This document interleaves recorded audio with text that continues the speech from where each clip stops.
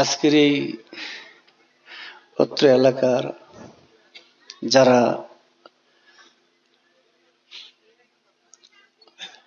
পীর মাশেক আছেন, এখানে ভক্ত আশেকান মুরিদান জাকেরান, অত্র এলাকার সর্বসাধারণ সবার প্রতি আমার সালাম। আসসালামু আলাইকুম ওয়া রাহমাতুল্লাহি ওয়া বারাকাতুহু। আসলে আজকে আমি আলোচনা করব এই উদ্দেশ্যে আসিনি, কথা বলছে।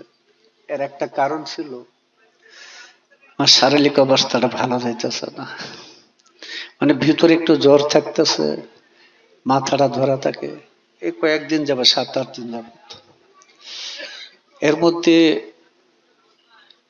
নভেম্বরের 22 তারিখতে এই দৌড়াদৌড়ি এখন পর্যন্ত থামতে পারি নাই। আবার 21 তারিখে মনে আসতে হবে বান্দটিয়া। তো আলোচনা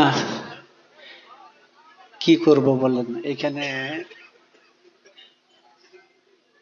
আতিক সাহেব আসলেন, ভালো কথা বলছেন, কিন্তু একটা সমস্যা কি, সময় কম হইলে কোনো কিছু গুছানো যায় না, বুঝলেন? তখন এই বৈশাখ মাসের আম আম পোকানোর মতো হয়ে যায়, এখান থেকে কতটি, ওইখান থেকে কতটি, ওইখান থেকে কতটি। এটার জন্য একটু সময় লাগে, কথা বল। কারণ কোন একটা সাবজেক্ট সুন্দর করে তুলে ধরতে গেলে মাথার মধ্যে একটা চিন্তা শক্তি গুছাই নিতে হয়, কম সময় হলে এটা পারা যায় না। শুরু করছে ভালো, সুন্দর বলছে।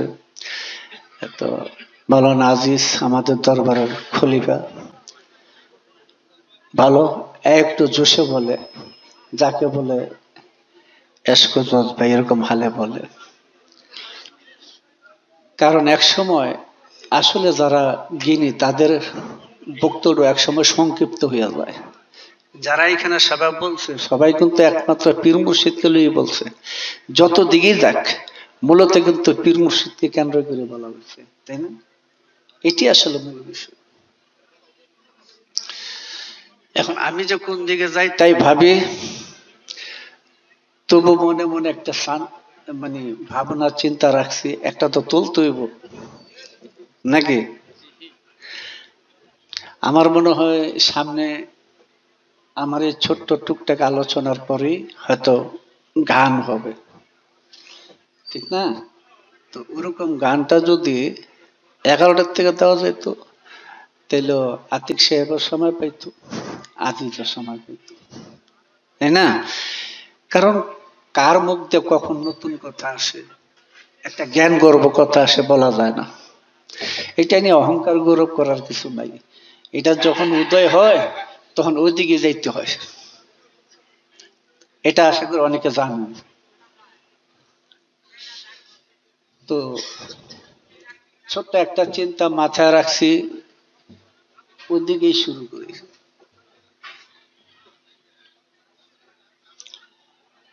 একটা হাদিসে কুরসি শুনলাম, বলল ভালো। হাদিসটা ইমাম তাবরানির মুজাম্মেল কবির কিতাবে, মুত্তাকি হিন্দির কানজুল উম্মাল গ্রন্থে, ইবনে হাজার মক্কি তার আশ-শাওয়াইকুল মুহর কিতাবের 2য় খণ্ডে। যদিও ওহাবি মোল্লারা, কওমি খারেজি মোল্লারা ওই হাদিসটাকে জাল হাদিসের মধ্যে গণ্য করছে, কিন্তু এটা হলো তাদের একটা চক্রান্ত। ওই হাদিসটা কিছুক্ষণ আগে বলা হয়েছে, কুনতু কানজান মকফিয়ান ফাআবাবতু আন উরাফা ফাখালাকতু খালক। আমি গোপন ভান্ডার স্বরূপ ছিলাম। কে ছিল? আল্লাহ। ফাআবাবতু আন উরাফা, অতএব পরিচয় লাভের জন্য, চেনার জন্য, জানার জন্য, ফাখালাকতু খালক, অতএব সৃষ্টি সৃজন করেছে। ঠিক আছে? এই 3টা ধারা রাখলেন। একটা হলো কুনতু কানজান মকফিয়ান, আর একটা হলো ফাআবাবতু আন উরাফা, আর একটা হলো ফাখালাকতু খালক, অতএব সৃষ্টি সৃজন করেছে। কেন? তিনি নিজে পরিচিত লাভ করবেন। কে? আল্লাহ। আল্লাহ কি? নূর। কেমন নূর? আসমান এবং জমিনের নূর। আল্লাহ নূর সামাওয়াতি ওয়াল আরদ, আল্লাহ হইলেন আসমান এবং জমিনের নূর।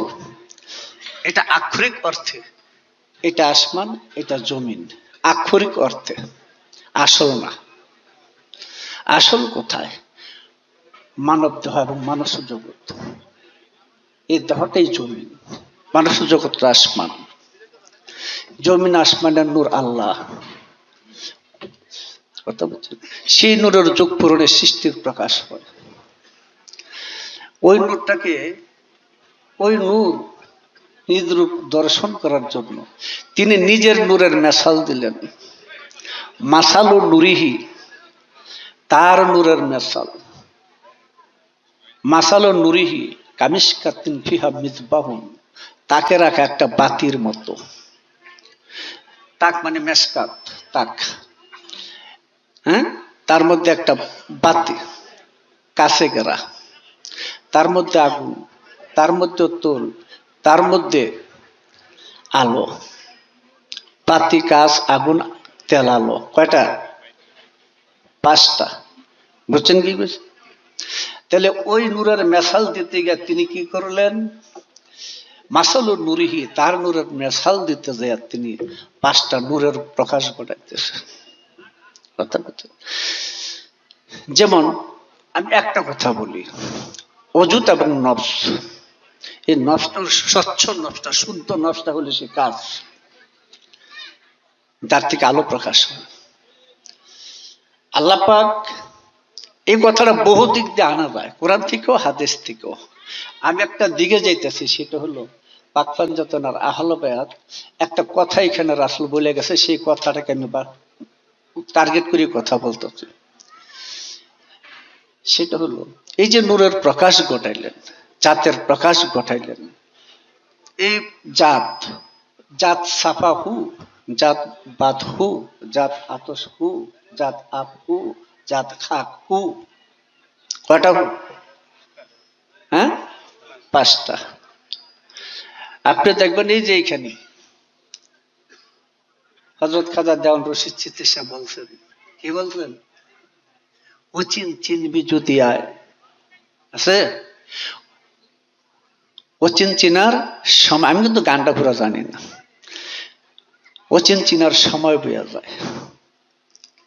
অচিন চিনিবার তলে গিয়েছিলাম শ্যামনগরে, এই অযোধ্যা শ্যামনগর, দেখি কালা নিগুম ঘরে মুরারি বাজায়, বাজায়নি? এরপরে কি কইছে? সেটাই হু হু হু হু হুরে ধরে মধুর শোনা যায়, অচিন চিনবে যদি আয়, অচিন চিনার সময় বইয়া যায়। আসেনি? হ্যাঁ, ওখানে আমার একটা গান আছে, হু হুয়েরি মধুর তানে মুগ্ধ হলো তারা দাম, এই বিশ্ব মহিমণ্ডলে বাজেছে আমারই নাম। দ্বিতীয় গান।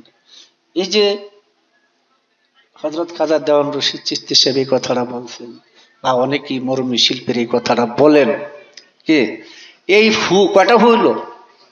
পাঁচটা। এই পাঁচ নূরে, পাঁচ বস্তুতে, পাঁচটা ম্যাটেরিয়ালে, পদার্থে অজুত করা, ঠিক নেই? এটা করা। আচ্ছা, এটা যখন করা হয়েছে, অদৃশ্য দৃশ্য হয়েছে, হ্যাঁ, সে বেমেসালুল মেসাল দিছে, দর্শনযোগ্য হয়ে গেছে। দেখেন তো, আশহাদু আল্লা ইলাহা ইল্লাল্লাহু ওয়াহদাহু লা শারীকা লাহু ওয়া আশহাদু আন্না মুহাম্মাদান আবদুহু ওয়া রাসূলুহু। কয়টা হু? পাঁচটা। এই হু এর অস্তিত্ব, হু মানে ভালো মন্দ,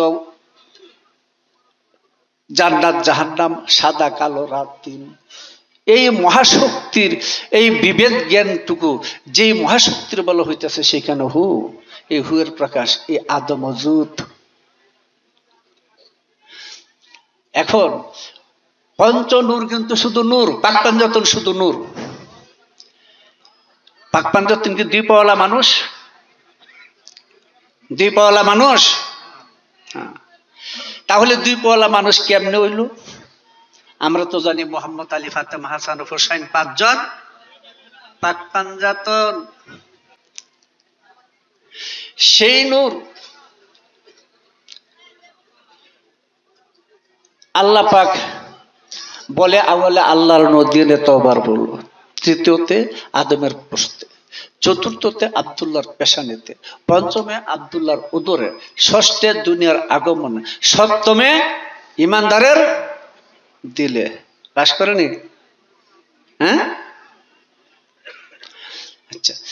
সেই আদমের পেশানি থেকে, সেই আদমের প্রস্তুত থেকে যখন এই নূর পাক পবিত্র ওজুদের মাধ্যমে এটা প্রবাহিত হয়ে চলছেন, রাসূল বলছেন আমার আগমন পবিত্র নরনারীর মাধ্যমে, মুমিন মুমিনাতের মাধ্যমে আমার আগমন।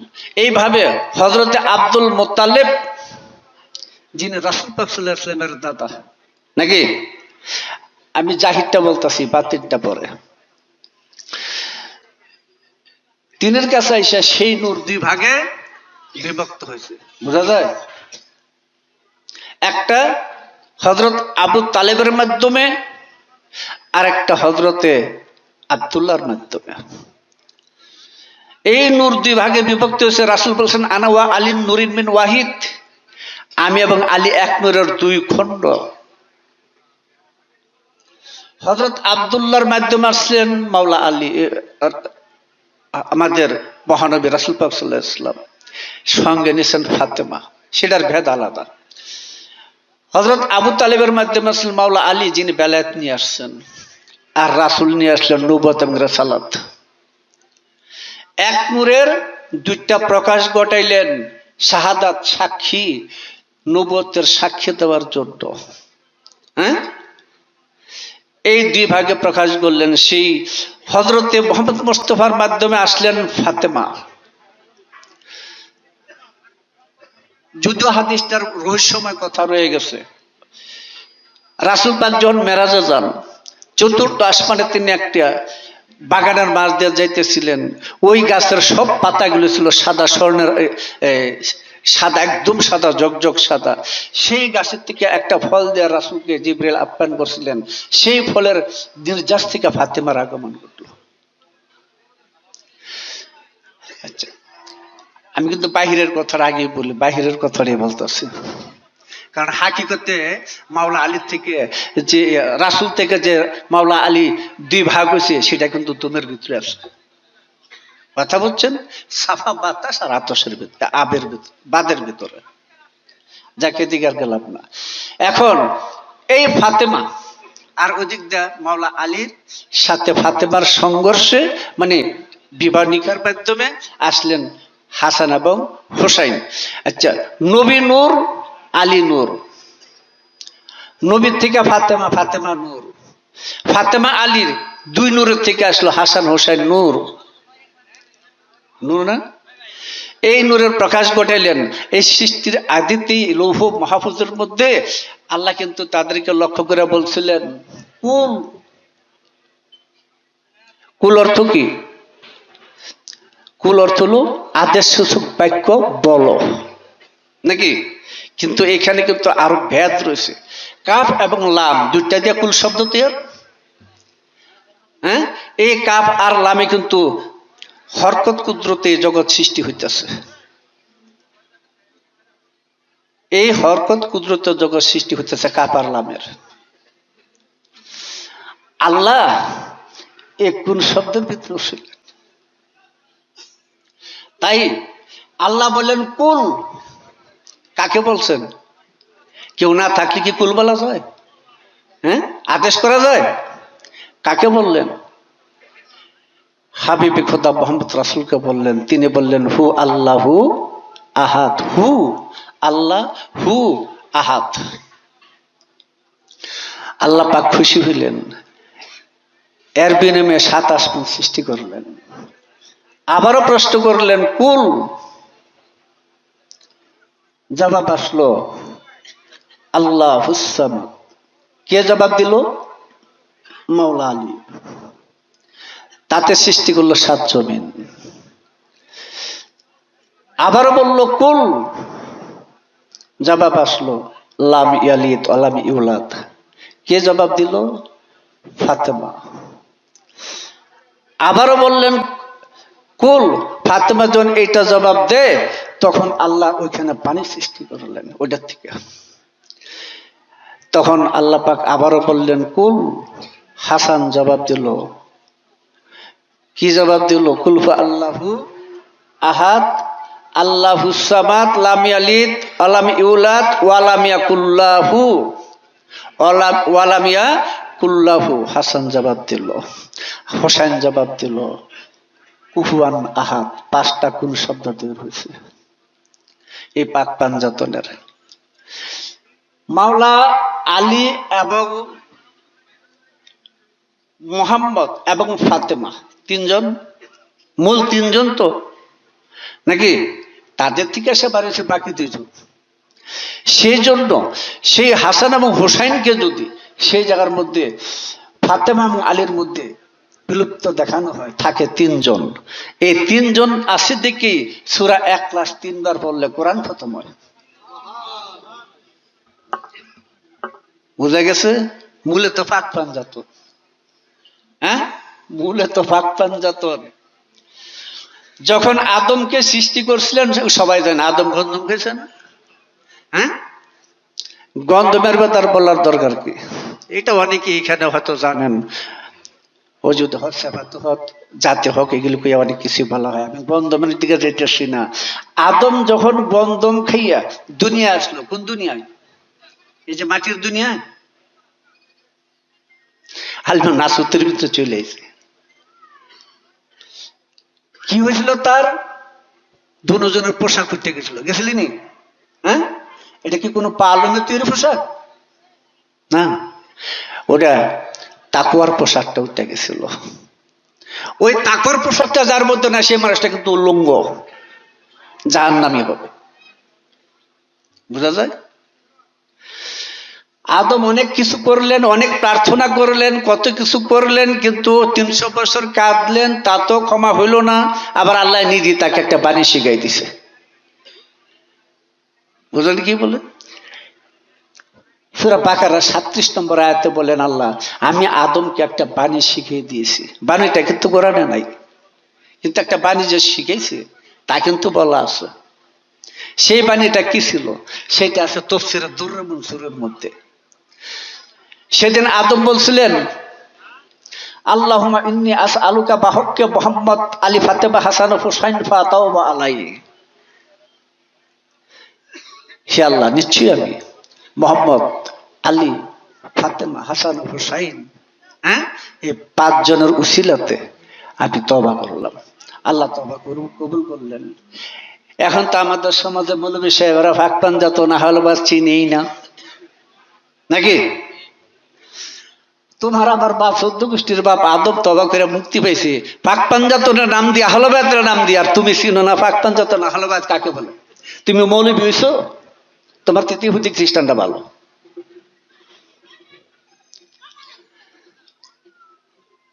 এই আদম মুক্তি পাইলেন, অনেকে কিছু বললে আপনারা তাহলে শিয়া বলে না? হ্যাঁ, এটা হলো একটা দান্দাবাজি, পাটপাড়ি, সিটার। আচ্ছা, এই বাণীটা যে শিখেলেন, বাণীটা কি কোনো মানুষে শিখেছেন? আল্লাহ শিখেছে।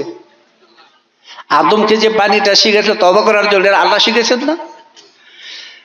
তা আল্লাহ আহলবাদ পাক পাঞ্জাতনের নাম শিখেলেন কেন? তাহলে আল্লাহ শিয়া নাকি? শিয়া অর্থ হলো অনুসারী, মহব্বতকারী। কথা বলছে? তাহলে আল্লাহ শিয়া, কারণ আল্লাহ এদের নাম শিক্ষা দিচ্ছে আদমকে মুক্তি পাওয়ার জন্য, তাই না? তাহলে আল্লাহ শিয়া। জিবরাইল কালামটা দিলেন, তাতা জিবরাইলও শিয়া। আর নবী যে তাদের মহব্বত কত আলোচনা করছে, এটার হিসাবই নাই। শুধু 83টা হাদিস আছে এই আহলে বাইতের শানে। কথা বলছে? আহলে বাইতের শানে 83টা হাদিস আছে, সহিহ হাদিস। এদের মহব্বত করলো কে? শিয়া। তাহলে যারা শিয়া গুয়া আহলে বাইতের মহব্বত থেকে দূর থাকতেছে, এরা কি আসলে মুসলমান? কখনো না, কখনো মুসলমান না এটা। তাহলে ওই পঞ্চনূরের প্রকাশ ঘটাইলেন দুনিয়ার মানুষ, অন্য ভাষায় বলা হয় নবুয়তি রূপ। কে? মোহাম্মদ, আলী, ফাতেমা, হাসান ও হুসাইন। হ্যাঁ, এই হুসাইন এটি মূল, হুসাইনি মূল, হুসাইনি ধর্ম, হুসাইনি সবকিছু। লাইলা বৃত্তি।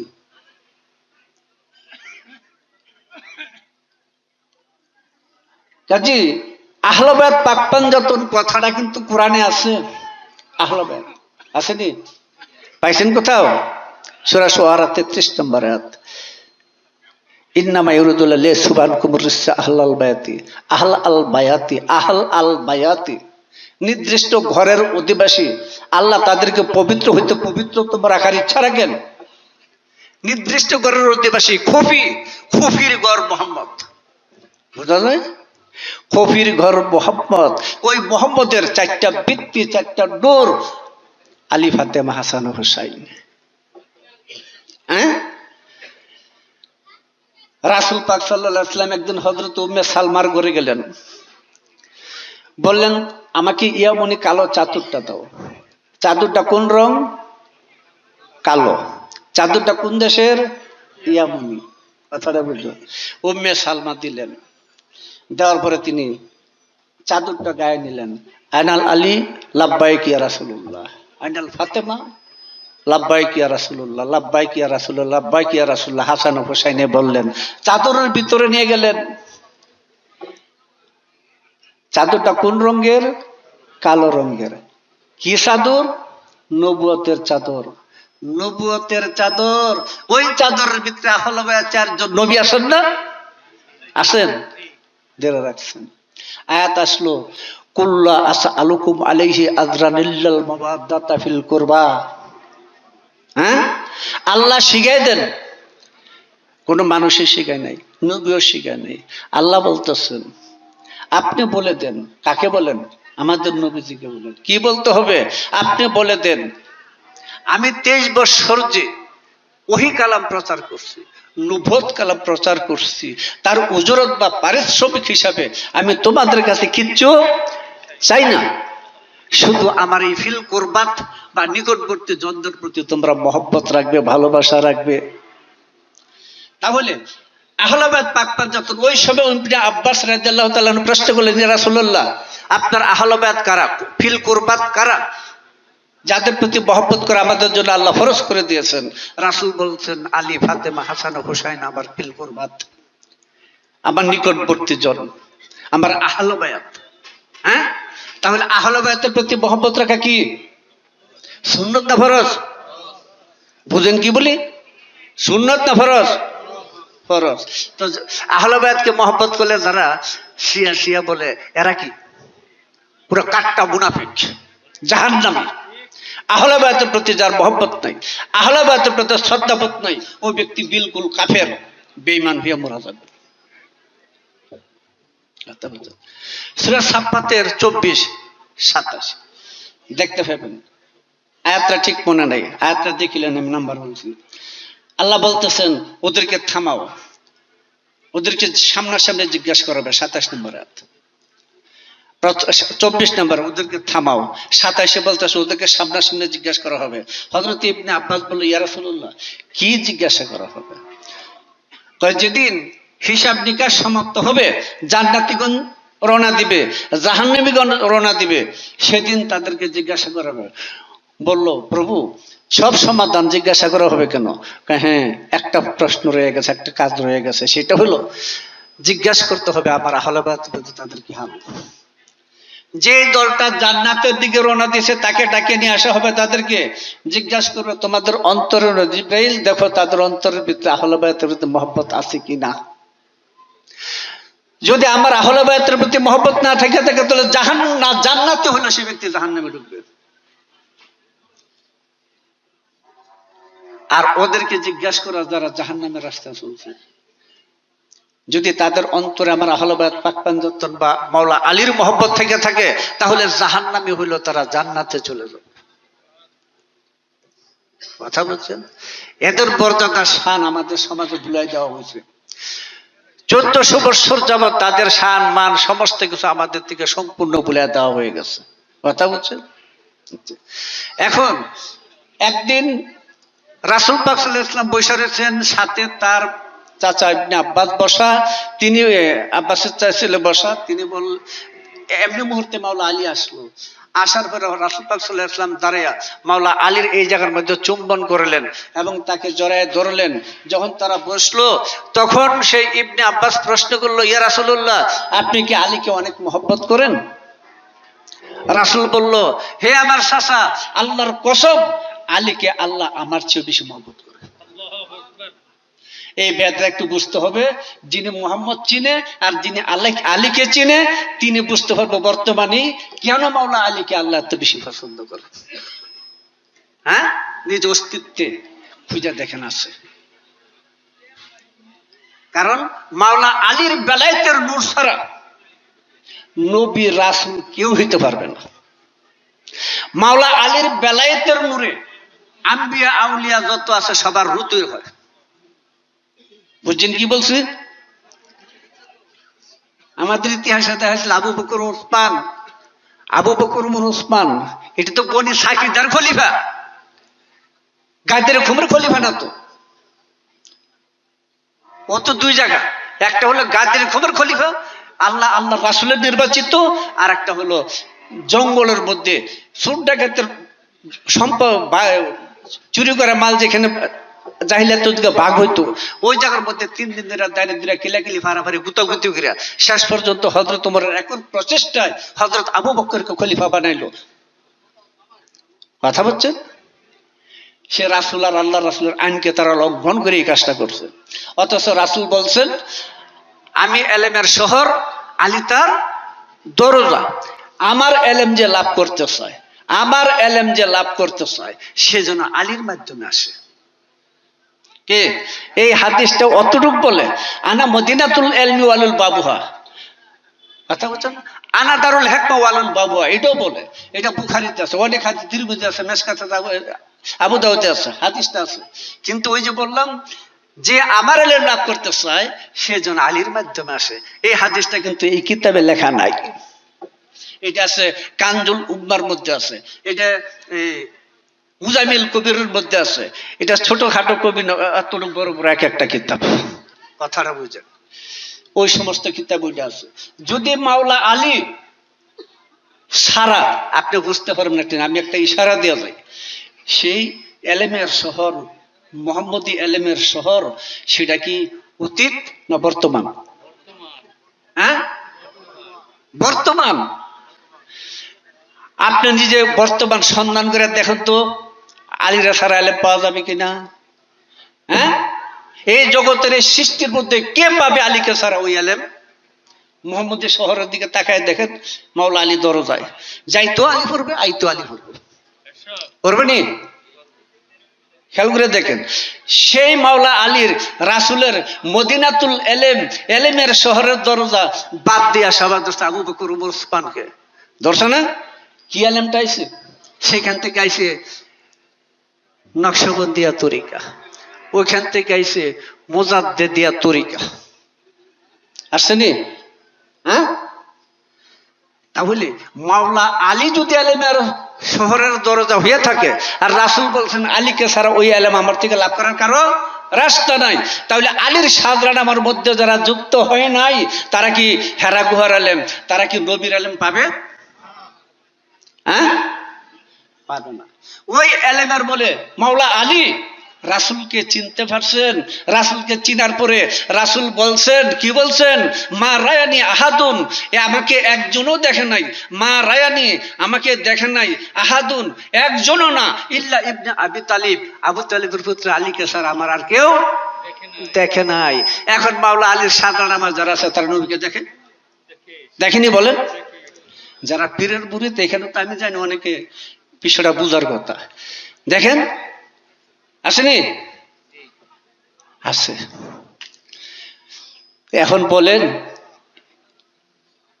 মৌলবী দল বাদ দিলাম, এটা ইলার দোকান না, এটা ওইলার দোকান না, এটা ইয়া কানা, এটা কেন পুরা কানা। মাদ্রাসার মধ্যে নবীর আছে, এলেম আছে, মাদ্রাসার মধ্যে ধর্মজ্ঞান এলেম আছে, এটা মাসুল্লাহ হাস ওঠে। এর চেয়ে ধোকাবাজি কোথাও নেই। কথা বলছেন? তার একটা প্রমাণ দেখতে পাবেন,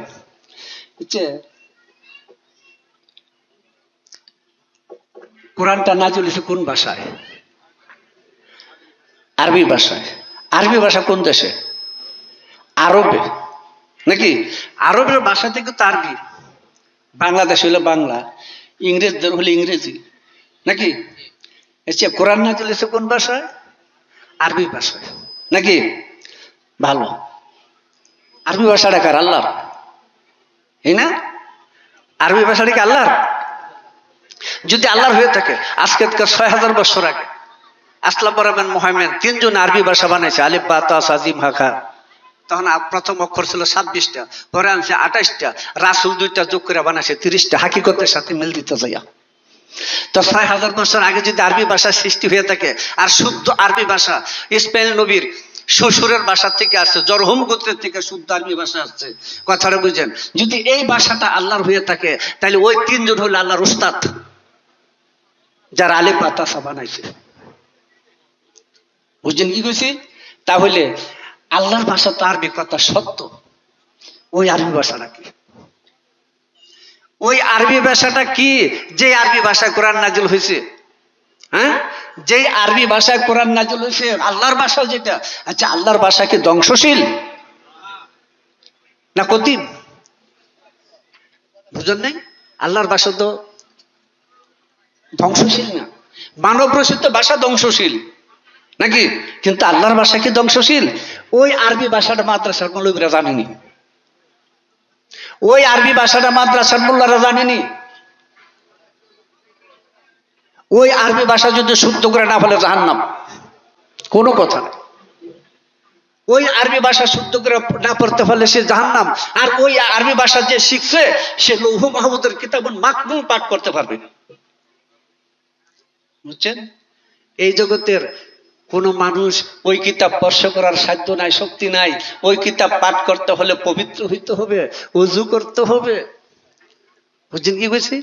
কোরআনে লিখে দিয়েছে অপবিত্র অবস্থায় কখনো স্পর্শ করা যাবে না, নির্ধারিত কথা, স্পর্শ করা যাবে না। মৌলবীরা অনুবাদ করছে স্পর্শ করা উচিত না। দেখছেন কেমন পাঠ করে? কারণ একজন হিন্দু যদি এখন দুইরা কয়ে যে আমি ধরলাম, একজন কাদামাতা লইয়া যদি কয়ে যে আমি ধরলাম, তাহলে উত্তর দেবো কি? তাই লেখা রাখছে ধরা উচিত না, মানে কাদা হয়ে গেছে, নরম হয়ে গেছে, ধরে নিলে কইব কি জবাব দিত না, তাই কই ধরা উচিত না। হ্যাঁ, আর কোরআনের কথা হলো এটা কখনো স্পর্শ করা যাবে না। এই কথাটাই বুঝাইলাম যে মাদ্রাসার দিকে দেখেন হারা কি শিখছে আর কি শিখায়, যার ফলে এই সৌদি আরবের ভাষা তারা শিক্ষা, সেই ভাষা তাদের মন মতলব মতো ব্যাখ্যা করিয়া, নাকি শিয়া সুন্নি রাফিজি খারিজি হালাবিয়া তালাবিয়া মালামাতিয়া কাজরা জবরিয়া কেরামতিয়া ফেরকার জন্ম দিতেছে। দিছেনি? ফেরকার জন্ম দিছিনি বলেন? হ্যাঁ, এই দল ওই দলের মানে না, ওই দল ওই দলের মানে না, ওই দল ওই দল মানে না, বুঝছো না? এই ফেরকার জন্ম দিল। এক ইসলামের মধ্যে ৭৩ তালির জোকার জামা ফরাই দিল। এক ইসলামের মধ্যে ৭৩ তালির জোকার জামা ফরাই দিল, দিছেনি? এখন একদল এক দলকে মানে না। যদি রাসূলের নির্দেশটা মানত যে আমি এলেমের শহর, আচ্ছা রাসূল কোন এলেমের শহর? জাগতিক না আধ্যাত্মিক? জমিনের না আসমানের? আসমানের না? হ্যাঁ, তা আসমানের জ্ঞানে যদি নবী হয়ে থাকে, ওই জ্ঞানের দরজা যদি আলী হয়ে থাকে, আলীকে ছাড়া কি করে ইসলামের জ্ঞান আসবে? হ্যাঁ, আলীর সঙ্গে যার যোগসূত্র নাই, আলীর সাধারণ আমার মধ্যে যার অবস্থান নাই, সে কি করে নবীর আলেম পাবে? কি করে আসমানি আলেম পাবে? কি করে হেরারুল আলেম পাবে? পাবে? রাস্তা নাই। আমাদেরকে কেমন একটা জিনিস ভুলে রাখছে সমাজে, আরে তুমি মুর্শিদের কাছে দাও, মুর্শিদ তোমাকে এলেমটা দেখাবে, এলেমটা কোথায় থেকে আসে কেমনে আসে দেখাবে। আরে তোমার মুর্শিদ সে এলেমের শহর, কি বেশি বুঝো? হ্যাঁ, এই অস্তিত্বের বাহিরে আকৃতা মিমহা মিমদাল মোহাম্মদ, ওজুদে মোহাম্মদ, সিরাতে মোহাম্মদ হইলে তো রাসূল। রাসূল বলছেন আমি প্রত্যেকটা বিগত যুগের প্রত্যেকটা সৎ মানুষের সাথে ছিলাম, বুঝেন কি কইছে? বিগত যুগের মানে অতীতের প্রত্যেকটা সৎ মানুষের সাথে ছিলাম। তাইলে যখন তিনি এই কথাটা বলেন তখন কি তিনি অতীত না বর্তমান? বর্তমান না থেকে কি অতীত বলতে পারে? হ্যাঁ, আচ্ছা। তাহলে এই যে সৎ মানুষের সাথে তিনি ছিলেন, এখন কি সৎ মানুষ নাই? হ্যাঁ, সৎ মানুষ নাই। তাহলে এখন মোহাম্মদ কোথায় আছে? একটা পরম সত্তা 5 নূরে বিভক্ত হইয়া পাঞ্জাতন নাম ধরে স্বয়ং আল্লাহ নিজে পাক পাঞ্জাতন হয়ে গেছেন। তাই কোরআনে দেখবেন ওয়া নাহনু এবং আমরা লেখা আছে। যখন তিনি কোরআন নাজিল করেন, যখন তিনি জন্ম মৃত্যু ঘটান, এই সমস্ত ক্ষেত্রে তিনি আমরা ব্যবহার করছেন। আর তৌহিদের ক্ষেত্রে তিনি আমি ব্যবহার করছেন। বহু জায়গায় হাজার হাজার জায়গায় কোরআনে আমরা শব্দ লেখা আছে। ওই নুরি পাক পাঞ্জাতনের কথা। পাক পাঞ্জাতন বা আহলে বায়াত ছাড়া তো আল্লাহর কালাম আসবে না। আসবে? আল্লাহর কালাম আসবে? সম্ভব না। পাক পাঞ্জাতনের আসমানি নাম ধরেন, ওইখানে দেখেন কি ওরা কোন নামে আছে? বুঝা যায়? বেলায়েতি জগতে যান, দেখেন ওরা কোন নামে আছে নাকি? কে এরা? কে এই পাক পাঞ্জাতন? একই নূরের প্রকাশ ঘটাইলেন। হ্যাঁ, তানাজ্জুলাতে খামসা, জাতের 5 স্তরে অবতরণ প্রকাশ। জাতে জাতে একই রূপ বিরাজিতীয় কয়টা নাম ধরছে? 5টা নাকি? 5টার একটা এক কথাই। কি কোন বুঝছেন কি কইছি? একটা কথা মনে পড়ে বললাম, আমি এখানে ওই যে আতিক সাহেবের একটা ছোট লেখা দেখলাম। ডাক্তার জাহাঙ্গীরের সাথে আমার ভালো একটা পরিচয় ছিল এক সময়, যদিও আমার চেয়ে বয়সে ওনা অনেক বড়। এর আবার বেশি টেট না। একটা পরিষ্কার একটা কথাই কই, টেট না এবং টেট না বলত। এই কথাটা কেন বললাম? ওনারা একটা বই লেখছে, জাহাঙ্গীর সাহেব চলে যাওয়ার আগে বইটা লেখছে 13 জনে। কয়জনে? 13 জনে। বইটার নামটা মনে নাই। আমি বইটা আমার দেশে একজনে পড়লাম, ওনার বইয়ের মধ্যে কিন্তু আমার নাম লিখে দিয়ে দেয়। পড়ে দেখি ওনার ভক্তরা আর ওনারা এমন কিছু অশালীন কথা বলছে যেটা কোনো ভদ্রলোকের মুখ দিয়ে আসে না। আচ্ছা, সেটা হইল তিনি জিন্দাস কাউসার চিস্তি ওরফে জিন্দাস। আমি ওনাকে সম্মান করি, শ্রদ্ধা করি, যদিও ওনাদেরকে আমি দেখিনি। দেওয়ান রশিদ সাহেব, আমি আজকের থেকে 36 বছর আগে এখানে একবার আসছিলাম। ওনাকে আমি শ্রদ্ধা করি, ভালো শ্রদ্ধাই করি। ওনার যে নাতি ছিল মহিউদ্দিন চিশতি সাহেব, ওনার সাথে আমার একটু যোগাযোগ ছিল, মানে 2-4 বার দেখা হয়েছে আর কি। দেখ, ওখানে উরুজ ছিল, আমি আসছিলাম, আমার তারাবালি ভাই নিয়ে আসছিল। মনসুর চিশতি, ইনার মাজার আমি গেছিলাম। ওনার বড় ছিল রুহুল আজমের সাথে আমার একটা পরিচয় ছিল, যদিও তখন ওনা আমার চেয়ে একটু বেশি বয়স। কথাটা বুঝেন। ডাক্তার সাহেব লেখলো কি, ওনারা রুহের বিভাজন করলেন 5 ভাগে বিভক্ত। এটা মানে বানরের ফিডাবন্ডক। এগুলি ভণ্ডামি, মানুষকে এগুলি পথভ্রষ্ট করছে। আপনাদের কাছে কেমন লাগে কথাটা শুনলে? হ্যাঁ, ভালো লাগবে? এই এলাকার মতো ওনারা কেমন? একজন বিখ্যাত ওলি। আরে জ্ঞানী কে আউলিয়া? আউলিয়া মানে জ্ঞানী, জ্ঞানী মানে আউলিয়া।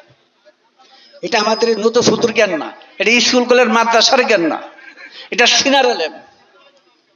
কথা বলছেন তো? এখন এই যে কথাটা বললো, ওনারা ভণ্ড, মানুষকে বিভ্রান্ত করতেছে, বানরের পিঠা বন্ধ করছে, রুকে বন্ধ করছে। ওই ডাক্তার জাহাঙ্গীর রু সম্পর্কে জানে? আমি জানি আর বেদ, ওনার বেদ আমি জানি। ওই কুষ্টি ভরে ওগুলোর মধ্যে রুহের বেদ সম্পর্কে জানতে পারবে না। আমি একটু প্রতিবাদ করছিলাম আসরারুল কোরআন বইয়ের মধ্যে 29 থেকে 34 পৃষ্ঠার মধ্যে। পরবর্তীতে ওনার একটা ম্যাগাজিনের মধ্যে, মনে হয় লাবিবের ম্যাগাজিনের মধ্যে একটু প্রতিবাদ করছে। কথাটা বুঝছেন? একটা জিনিস জানতে হবে, এদের এই লেজে গুবের দশা কেন? কারণ মাওলা আলীর সঙ্গে তাদের কোনো যোগসূত্র নাই, আমি ভালো করে জানি। ওনা করে ওনাদের সাথে আমার 5-7 বছর বসা ওঠা বসা হয়েছিল 11 রোডে বাটা বাজার দোতলা বেমান হুমেলো ফামেলো মধ্যে। কাজে মাওলা আলীর সাথে যোগসূত্র না থাকার যে কি পরিণতি, এদের মুখ দিয়ে কি এর বোঝা যায়।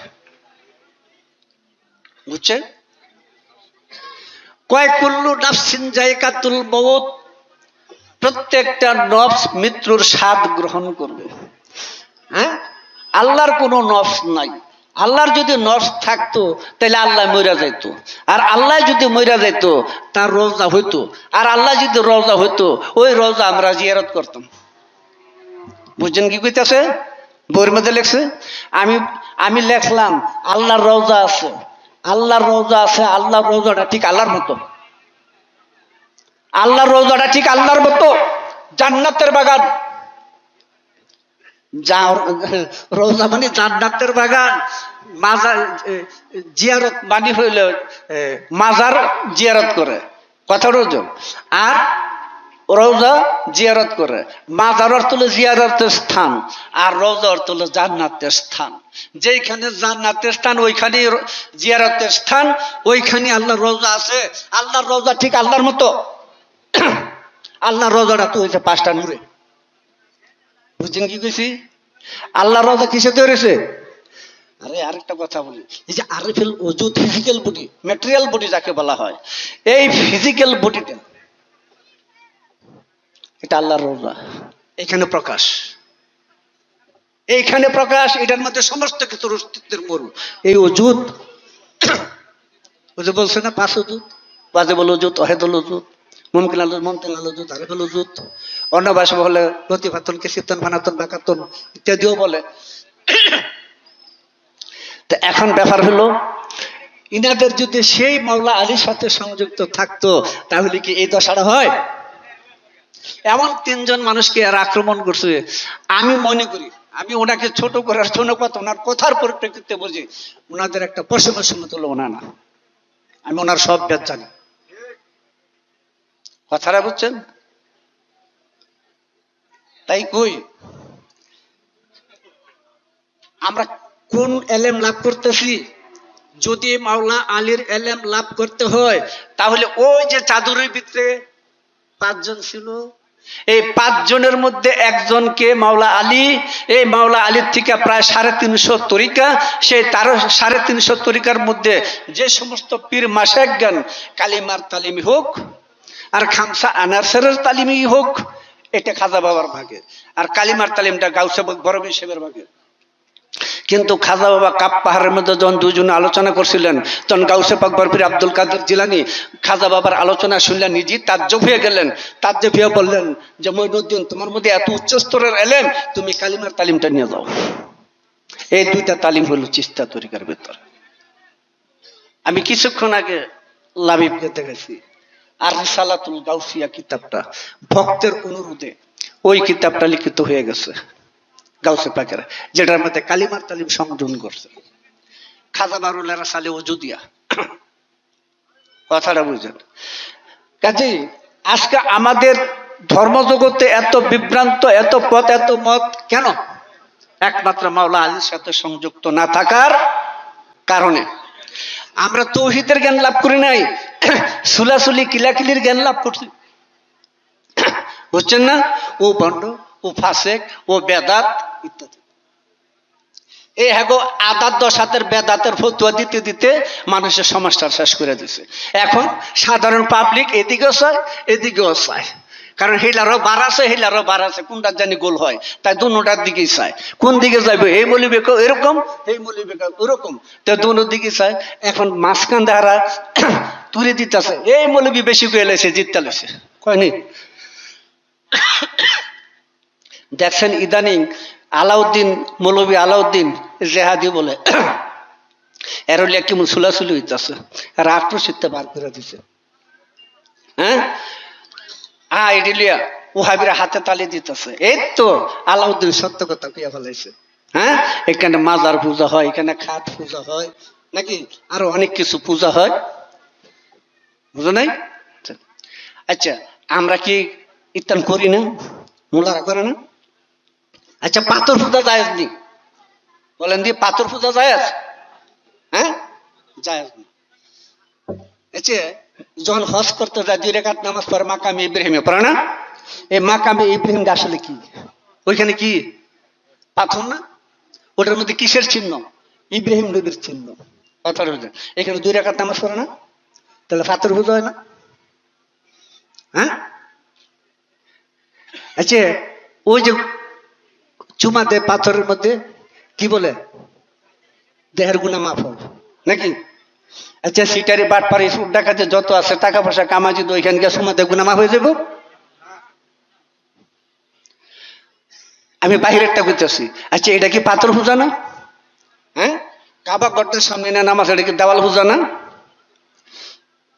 ইসমাইল নবীর পায়ের চিহ্ন জমজম পানি, এটা কি পানির পূজা না?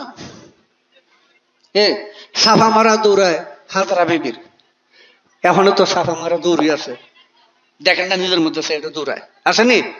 দেখি এটা বাদ দিয়ে দিলাম, এটা আমি ভিতরটা, বাহিরেরটা দেখেন কি করছে। তাহলে এইটাও কি একটা হাজরা বিবির স্মৃতি না, চিহ্ন না? হ্যাঁ, এটা কি হাজরা বিবির পূজা না? জামারের মধ্যে 3টা ঢিলা দেয়, বড় শয়তান, মাইজা শয়তান, ছোট শয়তান, খান্নাস, ইবলিস, মরদুদ, 3 শয়তানের ঢিলা দেয় এখানে। ইসমাইল নবীর চিহ্ন। আচ্ছা, মিনাতে কুরবানি, এটা ইসমাইল নবীর চিহ্ন, সেখানে কুরবান দেয় না? আরাফাতে আদম, তাই না? ওই স্মরণ দিবে বলে সদ্য আপনাকে একটা পা পাওয়া গেছে বলে না? এই সমস্ত আরব উপন্যাসের কি সার কত শোনাইব? আমি বলি, ওইটা আমি বলি না, মক্কার কথা না, আমি পাথর ইয়ারা আদমের পাওয়ার কথা বললাম। এই যে এখানে মক্কার মধ্যে আমরা হজ করতে গিয়ে এই কাজগুলা করি না? হ্যাঁ, তাহলে যারা মদিনা যায় কি কবর পূজা হয় না? মোল্লাদের ভাষায় কবর পূজা না? বুঝছেন কি কইছি? তো মাজার বললে পূজা করলে সমস্যা দেখি, পূজার তো সুন্দর কথা বাংলা ভাষা, পূজার যদি অন্য ভাষা বলি তাহলে ফার্সি তো বন্দিগি, আরবি তো ইবাদত, বাংলা দিব পূজা, ভালো কথা, সুন্দর কথা, সমস্যাটা কি? হ্যাঁ, তো খাট পূজা, এই পূজা কোনো মুর্শিদের খাট কারো বাইর থাকলে, কারো চিহ্ন থাকলে সালাম করে না, স্পর্শ করে না? হ্যাঁ, এটা শাইরিল্লাহ, আল্লাহর নিদর্শন, একজন অলির নিদর্শন, আল্লাহর নিদর্শন, একটা নবীর নিদর্শন, আল্লাহর নিদর্শন। কোরআনের ভাষাটা শাইরিল্লাহ, ওটাকে সম্মান করার জন্য কোরআন হুকুম আছে। কথা বলছো? তো এই যে এরা লাগছে এর কারণটা কি? হ্যাঁ, জেহাদি। আচ্ছা, জেহাদি যে হইলো, এই জেহাদা কিসের জেহাদ করে? হ্যাঁ, কোন জায়গাতে আছে? হ্যাঁ, তো খাঁটি শূন্য না, খাঁটি উহাবিও না এখন বর্তমানে। হ্যাঁ, এগুলি কেন হইতেছে? এই জন্য হইতেছে যে শুদ্ধ জ্ঞান, যেই এলেমটা হেরা গুহার এলেম, এটা পাক মানুষের ভিতরে বাস করে, সেই এলেমটার সাথে যার যোগ নাই, সে কি করে ধর্মজ্ঞানটা পাবে? আচ্ছা, আমাদের নবী সর্বশ্রেষ্ঠ নবী না? হ্যাঁ, আচ্ছা, একটু বুঝেন কথাটা।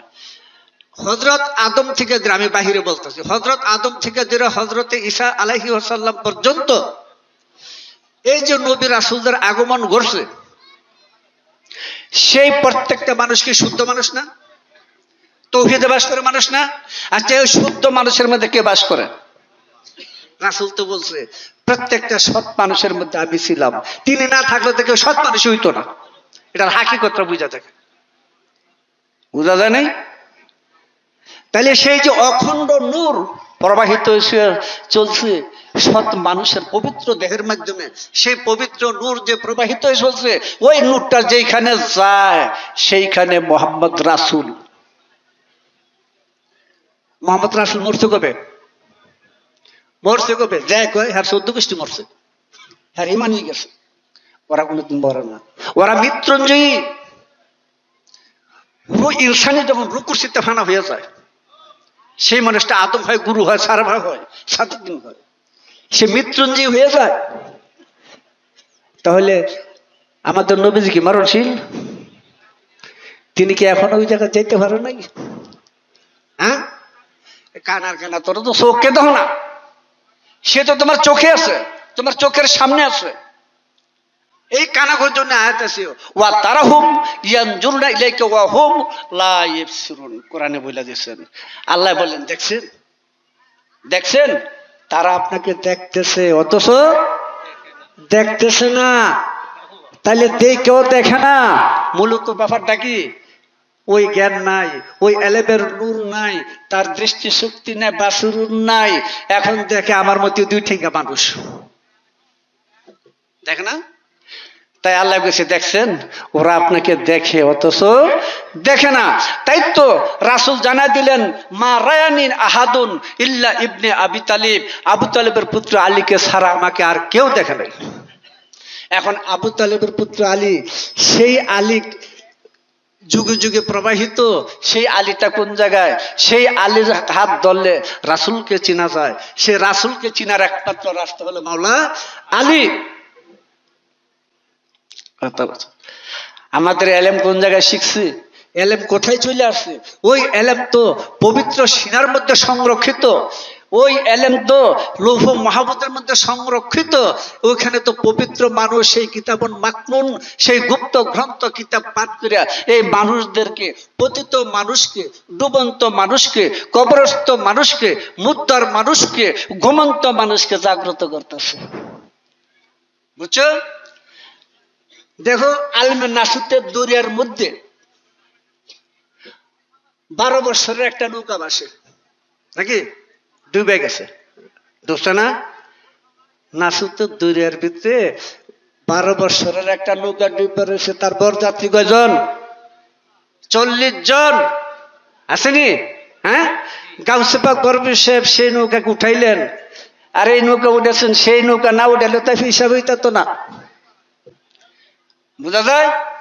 তাহলে আল আউলাই কারামাতুল হক, আল্লাহর ওলিদের কারামত সত্য, বাস্তব, বর্তমান, অনুমান কল্পনা না, বর্তমান বাস্তব। হ্যাঁ, সেই জন্য কোরআনুল কারীমের মধ্যে যতগুলা ঘটনা দেওয়া আছে, কাসাসুল কোরআনের মধ্যে যতগুলা ঘটনা দেওয়া আছে, আদমের কিসে আছে, মুসা নবীর কিসে আছে, ঈসা নবীর কিসে আছে, নূহ নবীর কিসে আছে, অনেক 24 জন নবীর কিসে আছে, আছে না? এই কিসাটাকে যিনি বর্তমান দেখাই দিবেন তিনি তো হবেন পীর। কথা বোঝো নাই? ওই কিসাটা তো বর্তমান। এই কোরআন কি শেষ হয়ে গেছে? কোরআন বাতিল? তখন ছিল না তাব্বাত ইয়াদা আবি লাহাব ওয়া তাব্বা, বলছো না? আবুল আহাবের হাত দুটা ধ্বংস হোক। আবুল আহাব, আবুল আহাব আছে? হ্যাঁ, বিগত যুগের যত নবী রাসূল যাদেরকে অত্যাচার নির্যাতন করছে, পূর্ব যুগের নবী গো মুফতিরা, মুফতি মোল্লারা, ঈসা নবীকে শুলে চড়াইছে মোল্লা মুফতিরা, ইহুদিকে মোল্লা মুফতিরা চড়াইছে। এখনো মোল্লা মুফতিরা ওলিদের বিরুদ্ধে আছে। আবু জেহেল তো বেশি ভালো।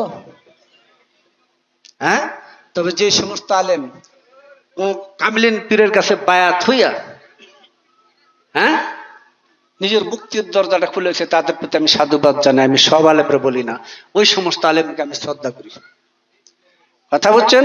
তাদের মতো বক বক নানান রঙের ইত্যাদি সেটাতে শুনবেন না। তাদের আলোচনা কথাবার্তায় অন্যরকম, তৌহিদি কথা থাকবে। কথা বলছেন? এই জন্য আমাদের এই কোরআনের মধ্যে যত কথা আছে সব কথা বর্তমান। হ্যাঁ, এবং ওই কোরআনটা হলো জীবন্ত একটা শুদ্ধ মানুষ। ওইটা কোরআন, ওইটা লেখা রাখছে। যদি ভুলে যায়, বোঝে নাই? যদি ভুলে যায় লেখা রাখছে। ওটা তো আমার গাইড, অসীম জ্ঞান ভান্ডার, তা ঠিক আছে, কিন্তু ওটা উদ্ধার করতে পারবে কারা? যারা নিজে কোরআন। আচ্ছা, জ্ঞানের জন্য কি কোরআন? কথাটা একটু বলেন তো দেখি। জ্ঞানের জন্য কোরআন? জ্ঞানের জন্য কোরআন হয় নিজে জ্ঞানী, নিজে কোরআন। কোরআন তো আল্লাহ আলিমুনের মধ্যে, ওইখান থেকে দূরে আসে, গুরু তো ওইখানেই বাস করে। কথা বলছেন? জ্ঞানের জন্য কোরআন না। আমাদের সমাজ হয়ে গেছে উল্টা। খাজা হাসান বসরির মধ্যে একটা ছোট্ট মক্তব ছিল ঘরের মধ্যে, তিনি তার মুরিদদানকে, ভক্তদেরকে জ্ঞান শিক্ষা দিতেন। এখন আমরা তরিকত জগতে যেটাকে আরকাম আহকাম বলি, আসে না? হ্যাঁ, এটা খাজা হাসান বসরি তখন প্র্যাকটিক্যাল শিক্ষা দিত তার ভক্ত করে, এই সাবজেক্ট গুলো শিক্ষা দিত। ওইখানে শিক্ষা দেওয়া হয়তো এই সাবজেক্ট গুলা। কথা ছিল তুমি আগে মুর্শিদের কাছে যাও, আগে ঈমান আনো, বায়াত হও। বায়াত হওয়াটা তোমার ঈমান আনা, আগে ঈমান আনো, আল্লাহর হাতে বায়াত হয়ে যাও, তারপরে তুমি কোরআন খুঁজো। তুমি ওই মুর্শিদের কাছে যাইয়া তোমার চোখ খোলো, খুললে তোমার অস্তিত্বের হিসাব নিকাশ তুমি হিসাব করে দেখো, ওই কোরআনের সাথে দলিল দিতেছে, ওই কোরআনে সব তোমার দলিল দিয়া দিতেছে। এখন আমরা কি করছি, গুরুর কাছে আগে নাই গেছে মোল্লার কাছে, বালা চোখটা জন্মের মতো গুতায় গাতায় কানা ঘুরা দিছে। এখন খালি একটাই শিখছি, ডাইনে দা না যায় সেন্দা, না যায় সেন্দা, আদাত বেদাত দশাত ইত্যাদি। বাস এইবার আলো ভালো হয়েছে। গুডিদের বাউলানি খেলে এখন তুমি মোল্লার কাছে গিয়ে চোখ কানা করে এখন ডাইনে বানো দৌড় পারো। হ্যাঁ, তুমি পীরের কাছে যেতে, তোমার চোখটা খুলে দিত, সেই চোখটা দিয়া তুমি তৌহিদের রূপ দেখতে পাইতা, তৌহিদের সুরত দেখতে পাইতে, ওই রূপের ধ্যান ধারণা করে তুমি তোমার মানব জীবনকে মুক্তি করে নিতে পারতে। আমরা কি করছি, গোড়ার আগে গাড়ি ঘুরে দিছি। ভালো হয়েছে না?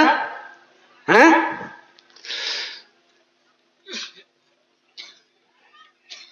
এক সেল হয়েছে এক লোকের, তো বউ কইতেছে এটা মাদ্রাসা ফেরাবো, তো বাপে কয় না মাদ্রাসা ফেরার দরকার নেই, স্কুলে দেবো। কয় না মাদ্রাসা ফেরা মানত করছে, পড়াইছে মাদ্রাসা, তালেম দিয়ে বার হয়েছে, বাপের প্রতি হাঁটতে বার হয়েছে। কতটুক গেছে, বাবার তো প্রস্তাবে উত্তর দিকে ফিরা বইছে, ছেলেকে নাউজুবিল্লাহ বাবা এদিকে প্রস্তাব করেন না কেন, ওদিকে মানুষের মরলে মাথা দেয়। উঠটা বইছে পূব দিকে, কয় নাউজুবিল্লাহ নাউজুবিল্লাহ, ওদিকে মা প্রস্তাব করেন, ওদিকে সূর্য ওঠে।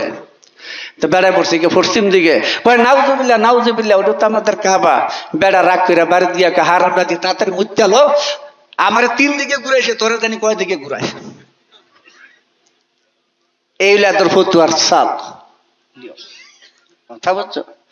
তাই বলি যে আজকে যে আহলে বায়াতের কথা, রাসূল পাক সাল্লাল্লাহু আলাইহি ওয়াসাল্লাম থেকে আরেকটা হাদিস, এই হাদিসটা আবু যর গিফারির থেকে বর্ণিত, সালমান ফার্সির থেকেও বর্ণিত, ইবনে আব্বাস থেকেও বর্ণিত।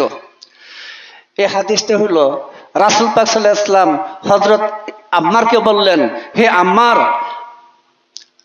আলীকে যদি কোনো পথে চলতে দেখো এবং সমস্ত সাহাবীদেরকে যদি অন্য পথে চলতে দেখো, তুমি আলীর পথ ধরবে, আলী তোমাকে কখনো পথভ্রষ্ট হতে দিবে না এবং বিপদগামী হতে তোমাকে দিবে না।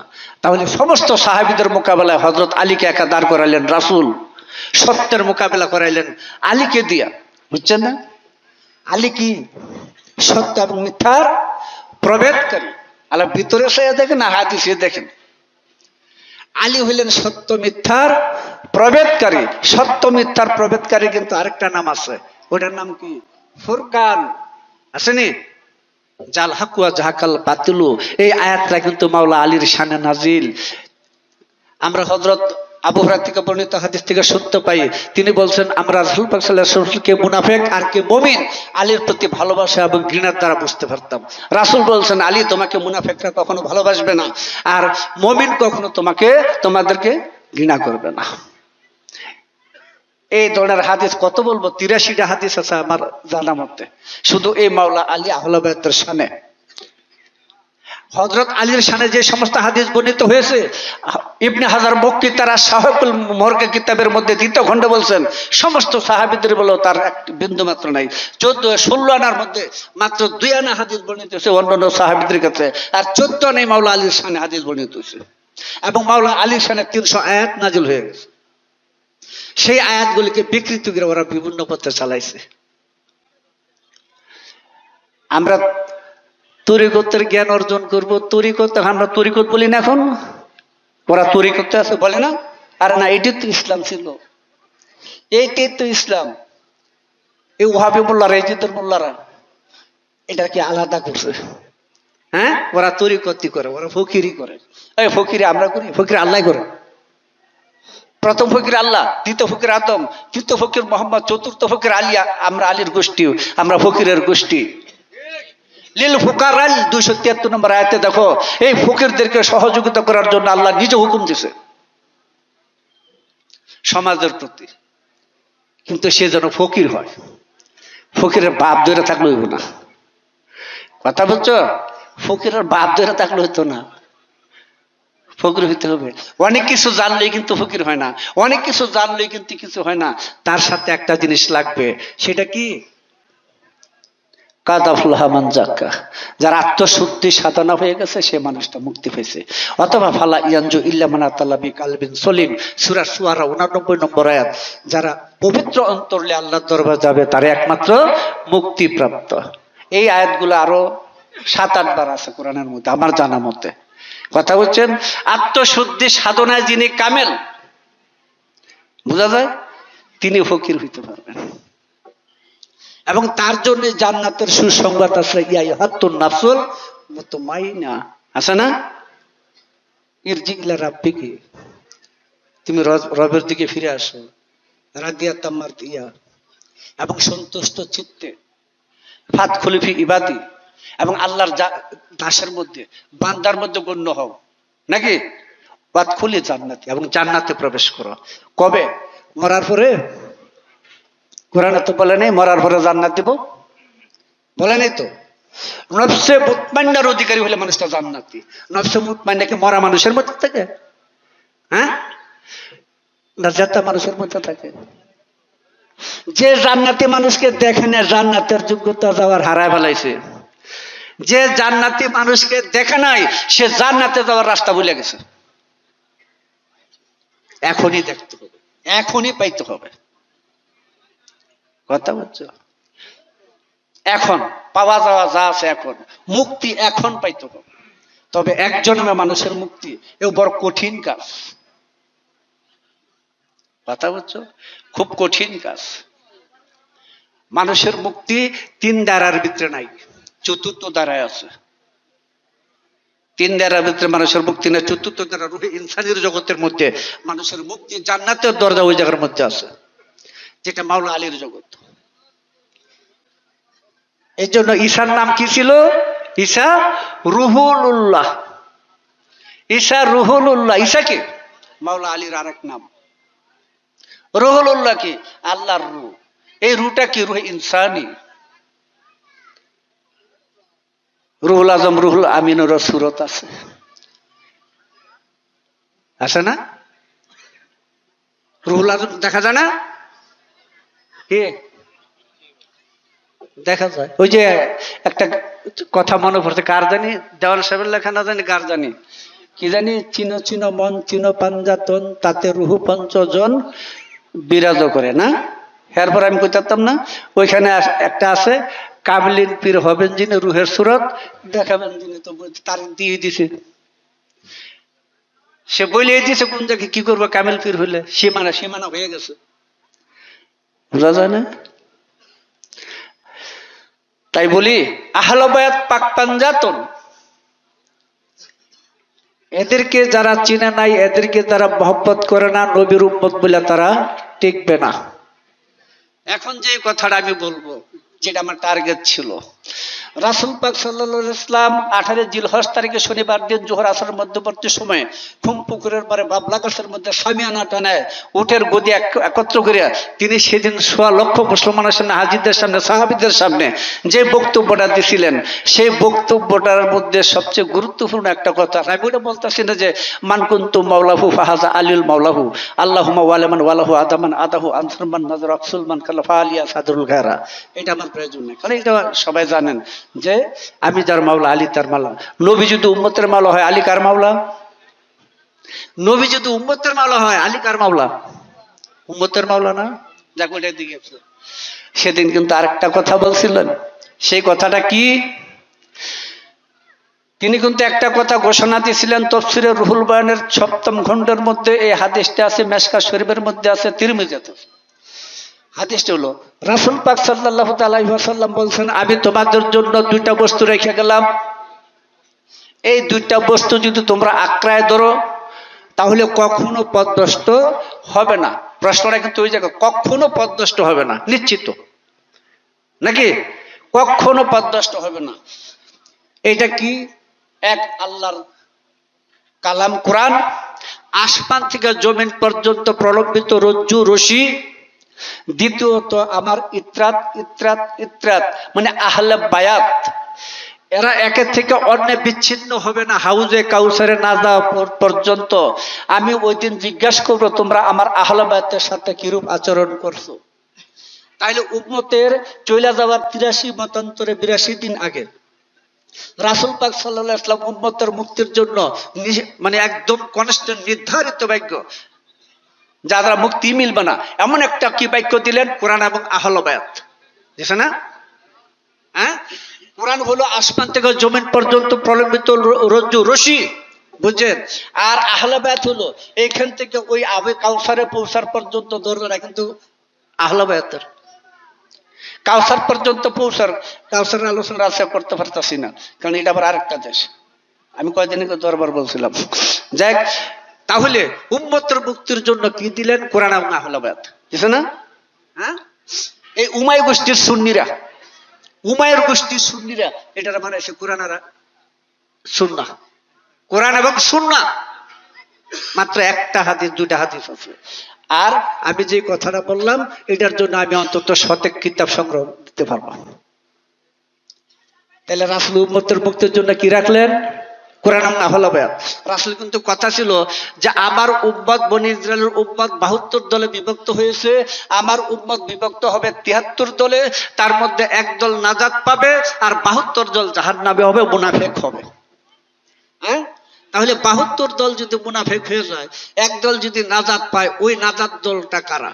যারা কোরআন এবং আহলে বায়াতকে আঁকড়ায় ধরছে।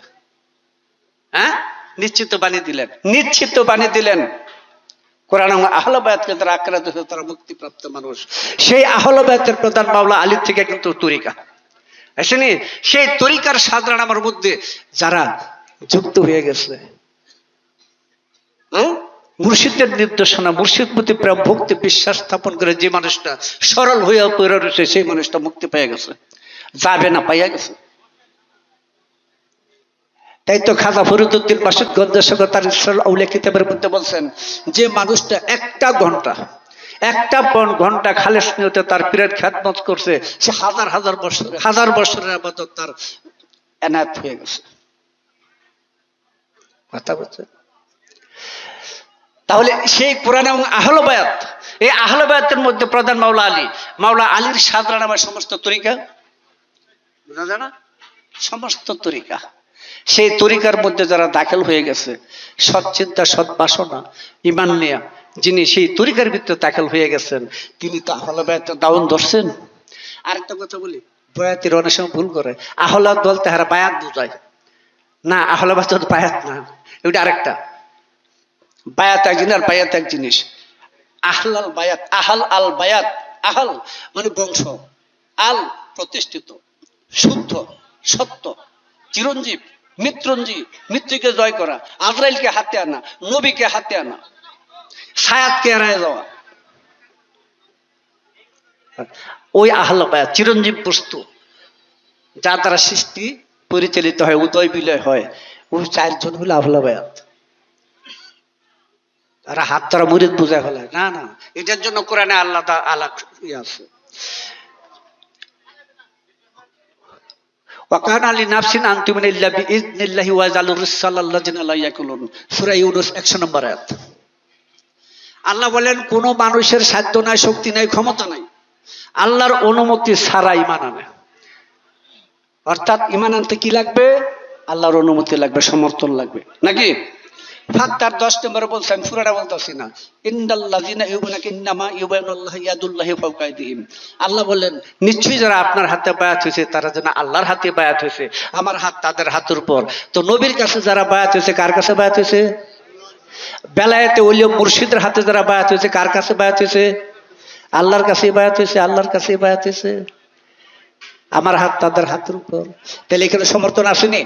তাহলে যারা বায়াত হয়েছে তারা আল্লাহর সমর্থন, ঈমান আনছে। ঈমানটাকে স্বয়ং মুর্শিদ হইলেন ঈমান, স্বয়ং মুর্শিদ হইলেন ঈমান। যিনি বায়াত হয়েছেন তিনি ঈমানদার, নাকি? বায়াত আসলে কার কাছে হয়েছে? আল্লাহর কাছে হয়েছে। আল্লাহর হাত কি? কুদরতি হাত। কুদরতি হাত কোথায়? পীরের হাত কুদরতি হাত। তো যারা বায়াত হন নাই তারা কার কাছে বায়াত হয়েছেন? আল্লাহর কোরআনে তো সমাধান দিল, বায়াত হয়েছে তো আল্লাহর অনুমতি নিছে। এখন যারা বায়াত হলে তাদের ঈমানটা কোন জায়গায়? তাদের ইমানটা কোন জায়গায়? মাল্লা শাইকুল্লাহ ফি শাইকি শয়তান। যার শায়েক মুর্শিদ নেয় তার মুর্শিদ শয়তান। বুঝা গেছে? তাহলে তারও তো একটা সাজারা মা আছে না? শয়তানের একটা সাজারা মা আছে না নাকি? আরে ওলিদের যদি সাজারা মা থাকে তো শয়তানে থাকতো না? যেটি যেটি মুরিদ না এটা কার সাদরায় আছে? কার সাদরা নামে আছে? হ্যাঁ, বুঝছেন কি কইছি? হ্যাঁ, কারণ যার মধ্যে মুর্শিদ আছে তার মধ্যে শয়তান নাই, যার মধ্যে মুর্শিদ নাই শয়তান আছে। ব্যাপারটা চিন্তা করে হতো কেন? বুঝছেন কি কইছি? ওয়াইজ কুল্লালিল মালাইকাতি সুজুদি লি আদামা, এবং আমরা রব ফেরেশতাদেরকে বললাম, রব ফেরেশতাদেরকে বললেন সুজুদি লি আদামা, আদমের জন্য সিজদা করো, কেন? ফাসুজুদু, অতএব সিজদা করছে। ইল্লা ইবলিসা, ইবলিস ব্যতীত, ইবলিসে করে নাই। কি করছে? আবার ওয়াস্তাকবারা ওয়া কানা মিনাল কাফিরিন, সে অস্বীকার করছে, অমান্য করছে এবং কাফেরে গণ্য হয়ে গেছে। বুঝছেন? যাক, অনেকক্ষণ আলোচনা করলাম, এবার একটা কথা সামনে রেখে এই কথাটার মধ্যে বলি, যখন আল্লাহর নূর প্রকাশ হয় নাম কি হয়? অদৃশ্য যখন দৃশ্য হয় নাম কি হয়? মুহাম্মদ হয়। মোহাম্মদের আরেক নাম কি? মানুষ। মোহাম্মদের আরেক নাম মানুষ।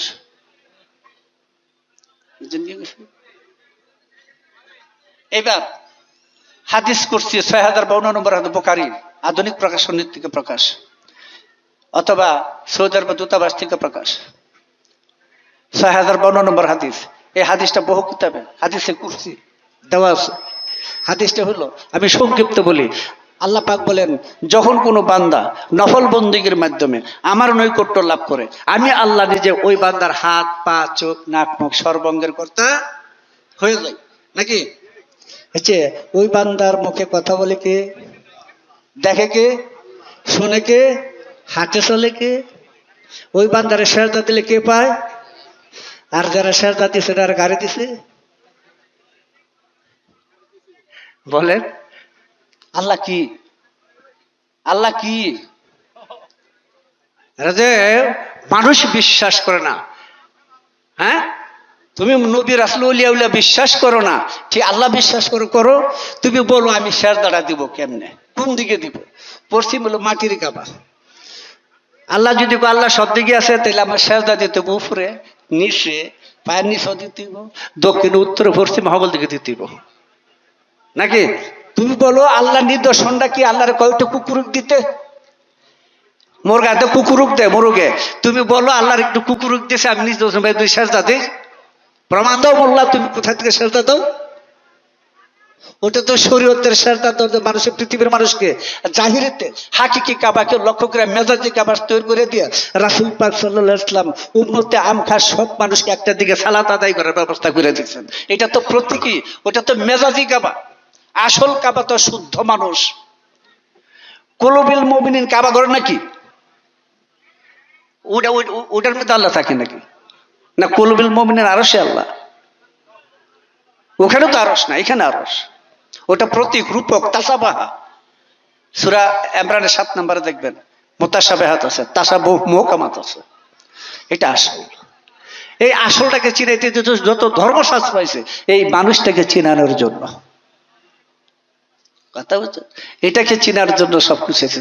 তুমি যে নিরাকারের সেজদা দাও, বলো নিরাকারের দিক কি? এটার দিকটা কি? আরে আল্লাহ তো বোমা, বর, ল্যাংরা, লুলা, কানা। আল্লাহ যখন খোদা হয় তখন সবই দেখে, সবই শুনে। বুঝতে চেষ্টা করবে আমি কি বলি। আল্লাহ যখন আদম হয়, আল্লাহ যখন মোহাম্মদ হয়, তখন সবই দেখে, সবই শুনে, সবই বলে। তুমি গেছো কই, কোন জায়গায় দেখতে? আল্লাহ তো তোমার সামনে রয়েছে, তোমার চোখ নাই, তাই শুধু শুধু আন্তাজ ডুয়াইতেছে অন্ধকার, কোন দিকে ফিরে। আর যদি তুমি খোদা দেখে থাকো, তাহলে মূর্তির ফাঁসে সেজদা দিলে তোমার সেজদা কবুল হয়ে যাবে। আর নিরাকারের সেজদা তুমি খোদার ফাঁসে দিবে, খোদার তুমি সিন ওই নেই, দিবা কোথেকে? বুঝো নাই? দেখো তো, ওয়াসজুদু লি আদমা, আদমের জন্য সেজদা করো। এই কথাটা যখন বলে তখন কি বলছে? ওয়াসজুদু লি আল্লাহ বলছে, আল্লাহর জন্য সেজদা করো বলছে। কেন বলে না? যদি মানুষকে সেজদা, মানুষ বলতে আমি সাধারণ মানুষ বলি না, মানুষ বলতে আমরা তাদেরকে বুঝাই যারা শুদ্ধ মানুষ, পবিত্র মানুষ। যদি মানুষকে সেজদা করলে শিরকি হয়, তো এই শিরকের হুকুমটা সর্বপ্রথম কে দিছিল? আল্লাহ দিছিলেন। কারণ তিনি বলছেন ওয়াসজুদু, এবং সেজদা করো, লি আদমা, আদমের জন্য, আদমের জন্য সেজদা করো, আদমের দিকে সেজদা। ওয়াসজুদু ইলা আদম, এই কথা তো বলে নাই যে আদমের দিকে সেজদা করো, তা তো বলে নাই। ওয়াসজুদু লি আদমা, আদমের জন্য সেজদা করো। ওই আদমকে সেজদা না করাতে ইবলিস কাফের হইল, ফেরেশতারা সম্মানিত হইল। এই সেজদার মধ্যে কি রহস্য লুকায় রয়েছিল যে সারা জন্মের ৭০,০০০ ৯ লক্ষ বছর ৬ লক্ষ বছরের বন্দেগী একটা হুকুম অমান্য করাতে বাতিল হয়ে গেছে? এটা কি সাধারণ কোন হুকুম ছিল? আল্লাহ না বলছেন ইন্নাল্লাহ খালাকা আদম আলা সূরাতিহি, নিশ্চয়ই আমি আল্লাহ আদমকে সৃষ্টি করেছি আমার সুরতে। আল্লাহ সুরত কোথা থেকে আসলে? আল্লাহ সুরত কি আছে? আল্লাহ সুরতে নূর আছে না? ওই নূর কয়টা নূর আছে ওইখানে জানা নাই? ওইখানে তো নূর আছে ৪টা। ওইটার থেকে তো এই সুরত তোর হয়ে গেছে। ফিতরাতাল্লাতী ফাতারান নাস আলাইহা, আল্লাহ বলেন আমার সেই প্রকৃতি, সূরা ৩৯ নম্বর আয়াত, আমার সেই প্রকৃতি, যেই আমার সেই স্বভাব যা দিয়ে আমি মানুষ সৃষ্টি করেছি। আমরা কি সেই আল্লাহর ফিতরাত আমাদের আছে এখন? নাই। চাই দেখেন আমাদের চেহারার সাথে স্বভাবের মিল নাই, আছে? এই মিল না থাকার নাম হলো পাপ, মিল না থাকার নামই পাপ। সেজদা দিতে ফেরেশতারা, শুদ্ধ ভক্ত ফেরেশতা। আজারে গল্প গুজব করে সাফাবাজি করে লাভ নেই। ফেরেশতার জাতি না সাফাতি, ও ফেরেশতার তো সাফাতি জগৎ, বুঝে নাই?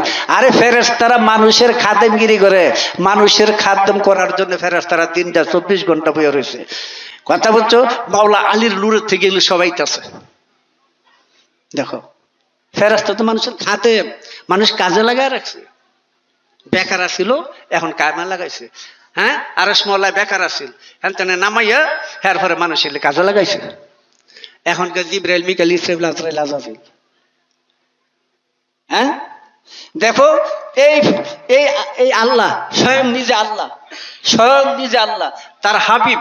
আল্লাহ হলেন আশিক, হাবিব হলেন মোহাম্মদ হলেন মাসুক। কথা বলছেন? আল্লাহ যার সাথে প্রেম করেন তিনি মাহবুব, হাবিব, নাকি? তাহলে আল্লাহ কি নবীর প্রেমে পড়ছে না? প্রমাণটা কি? কিছু কারণে মিলাদ পড়ার সময় হারা বলছে, আমরা বললাম ইন্নাল্লাহা ওয়া মালাইকাতাহু ইউসাল্লুনা আলান নবী, নিশ্চয়ই আমি আল্লাহ ফেরেশতা সহ নবীর কি করি? কি দরুদ সালাম। ও বাদ দাও, বলো আল্লাহ নিজে নবীকে, হাবিবকে কাবা বানাইয়া ফেরেশতা গোষ্ঠী সহ লইয়া মোকামে মোকামে নবীর নামাজ পড়ে। আল্লাহ কারো মুখাপেক্ষী না, আল্লাহ তার হাবিবের মুখাপেক্ষী। দেখো, প্রকাশের ধারায়, কথাটা বুঝো, প্রকাশের ধারায় আল্লাহ নিজে ফেরেশতা সহ মুহাম্মদের মুখাপেক্ষী। কথা বুঝছো? যখন হাবিবে খোদা মোহাম্মদ, আগে বলছি মোহাম্মদের নাম কিন্তু মানুষও, আমি অনেক সময় এটা বলি, খেয়াল করে দেখো, যখন হাবিবে খোদা মোহাম্মদের মধ্যে আল্লাহ নিজ রূপ দর্শন করলেন, নিজ রূপ দেখতে পাইলেন, তখন ঘোষণা দিলেন ওয়া খাতামান নাবিয়্যিন, সৃষ্টির বিবর্তন সমাপ্ত। এখানে খাতামান নামের শেষ নবী, এই কথাটা যে বলো তত্ত্ব তালিম বুঝে না। হ্যাঁ, তার মধ্যে মাওলা আলীর তালিম নাই, তার মধ্যে এলেমের শহরের এলেম নাই। সৃষ্টির বিবর্তন সমাপ্ত, ৭-৫-১২ তারিখের মধ্যে মোহাম্মদ আসলেন। এই ৭-৫-১২ তারিখের মধ্যে মোহাম্মদ আবার গেলেন, অর্থাৎ তিনি যেমন ছিলেন তেমনই আছেন। আমাদের সাধনা হইল ১২তে আমি আইছি, আবার যেন ১২তে থাকতে পারি, সেই শিক্ষায় নবী দেখাই দিয়ে গেলেন। আমি ১২ তারিখে আইছি, ১২ তারিখে আসি। তো ১২ তারিখে যখন আসেন, কি রূপে আসেন এটা চিনতে পারলে নবীর হওয়া গেল। এইবার দেখি গলমা করেন লা ইলাহা ইল্লাল্লাহু মুহাম্মাদুর রাসূলুল্লাহ, আর দেখে সাক্ষ্য দেন আশহাদু আল্লা ইলাহা ইল্লাল্লাহু ওয়াহদাহু লা শারীকা লাহু ওয়া আশহাদু আন্না মুহাম্মাদান আবদুহু ওয়া রাসূলুহু। না দেখে সাক্ষী হবে? এই জন্য আমি কয়েকবার চ্যালেঞ্জ দিয়েছি, এই দেশের মধ্যে আলেম যদি থাইকা থাকে কলিমা জানে তো আমার কাছে আসতে হবে, আমি গোলামি করবো আর কলিমারা শিখবো। পারবে কলিমা শাহাদাত করতে পারবে? কিন্তু একটা পীর যদি কোনো তার মুর্শিদের খ্যাতমত ঘুরে ঘুরে সে আলেমটা উঠাই নিতে পারে, সে যদি এই জগতের আক্ষরিক কোনো জ্ঞান না থাকে সেই ব্যক্তি বিশাল জ্ঞানী জ্ঞানী হয়ে যেতে পারে। কথা বলছো? তার প্রমাণ এত বড় বিশ্ববিখ্যাত মাওলানা জালালউদ্দিন রুমি, তিনি তার মাদ্রাসার ছাত্র সব বাড়ি করে দিয়া কিতাব গেটের মধ্যে না, আমি যে কথাটা বলে কথাটা শুনেন, কিতাব গেটের মধ্যে না বিছাই দিছে পীরের নির্দেশে, বলছে তোমার এই মাদ্রাসা বাদ দিতে হবে, ছাত্র তারাই দিছে, বলছে তোমার এখানে কিতাব সরাইতে হবে। তিনি গেটের মধ্যে কিতাব বসায় সেটি একটা একটু করে বিক্রি করলেন, ওই বিক্রি করা কিতাব দিয়া ঢোল হারমোনিয়াম বেহালা 3টা যন্ত্র কিনছে। এই মোল্লারা তোর কষ্ট নাকি? শেষে তিনি তাকে সেইটাকে খানকা পরিণত করিয়া এই মাওলানা জালালউদ্দিন রুমিকে নিয়ে হযরতে খাজা শামসে তাবরিজ ওই খানকার ভিতরে কয়দিন ছিলেন জানেন? 40 দিন ছিলেন। 40 দিনে তাকে 40টা কালাম জিন্দা কালাম শিক্ষা দিয়া যখন তাকে ছেড়ে দিল, তখন তিনি বাড়িয়ে বলছেন, হাম চাকরা মগজের বাস্তাস্তা মুস্তেকা পিছে থাকা থাকতাম। আমি এতদিন তো মাওলানা নিয়েছিলাম না, আমি কোরআনের মগজ উঠাই দিয়েছি আর অস্থি চর্ম কুকুরের জন্য ফেলে রাখছি। বুঝা যায়? তো এত বড় মাওলানা যার কাছে মরে দিয়েছে তিনি তো টিপসই, বুঝছেন কি কইছি? তাহলে এলেমটা কোন জায়গায় থাকে? এই জগৎ শিক্ষার মধ্যে এলেম আছে নাই? দেখো তো, তারে মূর্খ বানাইয়া, শিক্ষিত লোককে মূর্খ বানায় তারপরে তার এলেম দান করলেন মাওলানা রুমিকে। মাওলানা শরাফুদ্দিন নিজামুদ্দিন আউলিয়ার ওস্তাদ যমুনা নদীর মধ্যে কিতাব বাসায় দিয়ে এই পানিতে দাঁড়াইছিলেন 12 বছর। তার কথা ছিল আল্লাহ না উঠাইলে সে উঠবে না। 12 বছর পরে তিনি সেন্সলেস হয়ে অংশগুলো নষ্ট হয়ে গেছিল। এমনি অবস্থায় তিনি চেতন হয়ে উঠলেন। দেখেন তিনি নদীর পারে একটা লোক সামনে দাঁড়ায় বলল, তিনি বললেন, আমাকে কে উঠাইছে? ওই লোকটা বললো, আমি উঠাইছি। কেন? আমার প্রতিজ্ঞা ছিল আল্লাহ না উঠাইলে আমি উঠবো না। তখন ওই লোকটা বললো, আনা ইয়াদুল্লাহ, আমি আল্লাহর হাত, আমি সেই মাওলা আলী। সেই মাওলা আলী তাকে একটা শক্তি দান করছিলেন। সেদিন থেকে বোয়ালি কলন্দর তার নাম হয়ে গেল, যার মধ্যে আলীর একটা গুণ শক্তি ছিল। বিদ্যাটা কোথায় গেল? সে তো নিজামুদ্দিন আউলিয়ার কোরআন পড়াইছে, আর হ্যার কাছে বলি দিয়ে এখন পানির মধ্যে দাঁড়ায় 12 বছর পরে বোয়ালি কলন্দর নাম ধরলো। হ্যাঁ, গাউসে পাক 13টা শাস্ত্র দিয়ে লেখাপড়া করছেন। তিনি সমস্ত বিদ্যা ফেলাই দিয়ে তিনি হযরত মাকজুনী রাদিয়াল্লাহু তাআলা মুরিদ হয়ে গেলেন। সেইখান থেকে তিনি 10 বছর নির্জন সাধনা করিয়া তিনি ফিরে আসলেন। তিনি যখন তার মুর্শিদ থেকে খেলাফত নিলেন, তিনি তখন একটা কিতাব লিখছিলেন, নাম তার ফাতহুর রাব্বানী ফাইজুর রহমানী।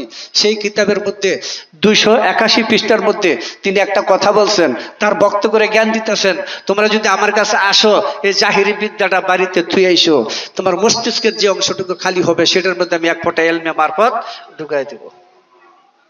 এই কথাটা কিন্তু পীর সানাইনেও বলছিলেন ইমাম ফখরুদ্দিন রাজিকে। কাজী পীরের কাছে যাইতে গেলে মূর্খ হয়ে যাওয়া লাগবে। দেখেন কথা ঠিক কিনা? মাওলানা গিরিতে পীরের কাছে কিছু পাওয়া যেত না, দার্শনিক বৈজ্ঞানিকদের পীরের কাছে কিছু পাওয়া যাবে না। ওইখানে যাইতে হবে সত্য সরল সুন্দর একটা কাতার মতো মন নিয়ে গেলে, এছাড়া ওইখান থেকে পাওয়ার রাস্তা নাই। তাই আমাদের সমাজের মধ্যে এই দ্বন্দ্বগুলো একমাত্র একটা কারণে হইতেছে, যদি মাওলা আলীর হাতে সেই ইসলামের কর্ণধার ভার থাকতো তাহলে আজকে আমাদের মধ্যে এই দুর্দশাগুলি হয় না, এত মতভেদ, এত ফারাফারি গুতাগুতি এগুলি হয় না। কারণ একটা চলে এসে কাদের হোমের থেকে, যেটা রাসুলের আলেম যেটার মধ্যে আছে, আর একটা চলে এসে বনি সাকিদা বস্তির থেকে, যেটার মধ্যে নকশবন্দি মুজাদ্দিদিয়া তরিকা আছে। হ্যাঁ, নকশবন্দি মুজাদ্দিদিয়া তরিকা। আমি কিছু বলি না, তবে একটা কথা বলতে হইতেছে, সেটা কি? শের হিন্দি, আহমদ শের হিন্দি হেফাজতে মোল্লাতে বেশি ভালো ছিল না। তিনি যার কাছে বায়াত হয়েছিলেন তিনি হলেন হযরতে খাজা বাকি বিল্লাহ। হযরতে খাজা বাকি বিল্লাহ আসলে ওয়াহদাতুল উজুদে বিশ্বাসী। তিনি তার পীরের নীতি ভাঙ্গা তিনি ওয়াহদাতুল শুহুদ বানাই দিয়েছেন, এক নীতির ভিতরে চলে গেলেন। এরপরে পীরের নীতির বিরুদ্ধে যাইয়া তিনি ওদিকে তৎকালীন সময় সবচেয়ে বড় ওলিদের বিরুদ্ধে তিনি আন্দোলন করছেন, এবং কি সম্রাট আকবরের বিরুদ্ধে আন্দোলন করেন। সম্রাট আকবরের যে তরিকা প্রচলন করছে দিনে এলাহি, এটা মুজাদ্দিদিয়া তরিকার থেকে বহু উপরে। এই মোল্লার কারণে আমাদের কাছে তো এই ইতিহাস পৌঁছা নাই।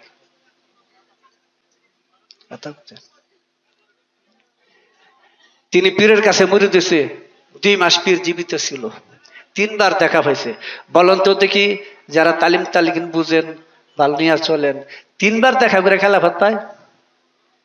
হ্যাঁ, 3 বার দেখা করে 2 মাসের মধ্যে 3 বার দেখা করে খেলাফত উড়ান যাইব? হ্যাঁ হ্যাঁ, উড়ান যাইব। ওই যে আবু বকর উমর উড়াইছে জঙ্গলের ভিতরে গিয়ে হিগিল উড়ান যাইব। কাজী পীরের কাছে বায়াত হয়েছে, 3 বার পীরের সাথে দেখা হয়েছে। পীর সাহেব চলে গেছে, খেলাফত কবে দিয়েছে জানা নাই। তার মধ্যে 9 লক্ষ মুরিদ 8000 খলিফা বানিয়ে ফেলাইছে। এই মাওলা আলীর সাথে সংযোগ না থাকার ফল। তারা কি ওলি না? তাজকে নফসের ওলি, তালিমে তালকিনের ওলি না। কারণ এই মুজাদ্দিদ আল ফেসানের সাথে তার বক্তব্যে প্রথম খণ্ডের মধ্যে তিনি বলতেছেন, তানার জুতাতে খামসা জিনিসটা কি আমি বুঝি না।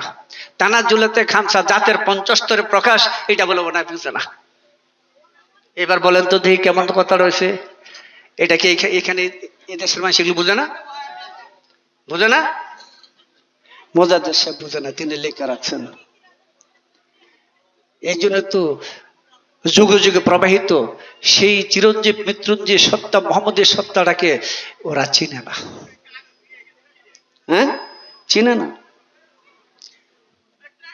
চিনে না। মোহাম্মদ রাসূল কত তারিখ গেছে? ঝগড়া লাগছে, 1 তারিখ গেছে, অথবা অবলিক দিয়ে 2 তারিখ গেছে, অথবা 5 তারিখ, 7 তারিখ, 9 তারিখ, 11 তারিখ, 12 তারিখ, 14 তারিখ, 13 তারিখ আছে। মতভেদ আছে না এগুলি? হ্যাঁ, আপনি একটা নিশ্চিত বাণী দিতে পারবেন নবী কয় তারিখে এসে? এই পৃথিবীর মানুষ কয় তারিখে এসে করতে পারবেন? পারবেন? আপনি গুরুর কাছে বইয়া দেখেন, আপনি নিজেও 12 তারিখে এসেন, আসেননি? আপনি নিজেও 12 তারিখে আসেন, তাহলে কোনটা সত্য? এই 12 হলো চিরসত্য। যে 12তে মোহাম্মদ আছে, যে মোহাম্মদ 12তে মোহাম্মদের আগমন ঘটে, যে 12তে মোহাম্মদের অবস্থান ঘটে। হ্যাঁ, আমাদেরকে দেখাই দিয়ে গেলেন 12 তারিখে আসছি, 12 তারিখে থাকতে হবে। এটার নাম মৃত্যুঞ্জয় হয়ে যাওয়া। যাক, অনেকক্ষণ কথা বললাম, কথার ফাঁকে কোনো ভুল হয়ে গেলে এটা মনে কিছু দিবেন না। কারণ কথা বলতে গেলে অনেক কথা অন্যরকমের হয়ে যায়। কারণ এই কথা বলতে গেলে অন্তত 3-4 ঘন্টা লাগে। কথা বলছেন, আহলে বায়াতের কিসা কেউ শেষ করতে পারবে না। ভিতরের কথাই বলো আর বাহিরের কথাই বলো। কারণ ধর্ম মানি আহলে বায়াত, ধর্ম মানি পাক পাঞ্জাতন, ধর্মের বিধানও পাক পাঞ্জাতন। আমি যে কথাটা বলছিলাম কেউ হয়তো কিছু মনে করছেন, আমি বলছি আল্লাহ বয়রা বোবা কানা ল্যাংরা লুলা। আমি একটা উদাহরণ দিই, ছোট্ট একটা উদাহরণ দিই। আল্লাহ কোন জিনিস আমি বিষয়টা বলছি তো জানেনি আপনারা। সেটা হলো, ধরেন একটা ডিম, ডিমের মধ্যে কি চোখ আছে না, কান আছে না, সব আছে না? দেখাতে পারবেন? হ্যাঁ, অস্বীকার করেন? কোনটা করবেন? দেখাইতে পারতেন না, অস্বীকারও করতেন না, এটা কোনটা? আল্লাহ এরকম মহাশক্তির ভান্ডার, গুপ্ত, অব্যক্ত, অপ্রকাশ। কথা বলছেন? আচ্ছা, কয়দিন পরে 20-22 দিন পরে এর ভিত্তিতে কি বার হয়? হাটে যে এটা ডাক দিলে শোনেনি, শোনে না, এটা হাঁটে না, খায় না, আসে না, ওটা হলো মানুষ, আদম। তাহলে আল্লাহ কোথায়? আল্লাহ তো হলো ক্রিয়াশূন্য জগৎ, আর আদম হলো ক্রিয়াশীল জগৎ। বুঝা যায়? তাহলে আল্লাহ হলে ল্যাংরা লুলা বয়রা কানা। ডাক দাও, ডিমের সামনে চাউলের খুদ দিয়া ডাক দাও, আয়া তিতি, আয়া তিতি, আইব করিয়া। কান কাজ করে, চোখ কাজ করে, পাও কাজ করে, কি কাজ করে? কিচ্ছু না। আছে সব, মহাশক্তির ভান্ডার সব আছে। কোথায় আছে চোখ? আলা কুল্লি শাইইন মুহিত। কোথায় আছে নাক? আলা কুল্লি শাইইন মুহিত। কোথায় আছে পাও? আলা কুল্লি শাইইন মুহিত। আজ্জাতু কুল্লুহু ফামিন, আজ্জাতু কুল্লুহু মাসুন, আজ্জাতু কুল্লুহু কালিবুন, সব জাতের সমস্ত অংশে মিশে আছে। ওই মানবীয় স্তরের মধ্যে আল্লাহ দেখেন, শুনেন, বলেন ওইখানে খোদা, খোদই খোদা হয়েছে, খোদই আইছে এখানে। তাই মাওলা আলীর এক ভক্ত নুসরি, তিনি আলীকে আল্লাহ গনি বলতেন। তাতে আলী নিষেধ করলেন, তবু আল্লাহ গনিয়ে বলেন। তারপরে তাকে হত্যা করলেন, আবারও জিন্দা করলেন, আল্লাহ গনিয়ে বলেন। 70 বার হত্যা করে 70 বার জিন্দা করছেন, আল্লাহ গনিয়ে বলেন। এখনো ইরাকের কুর্তি এলাকার নসরি সম্প্রদায় আছে।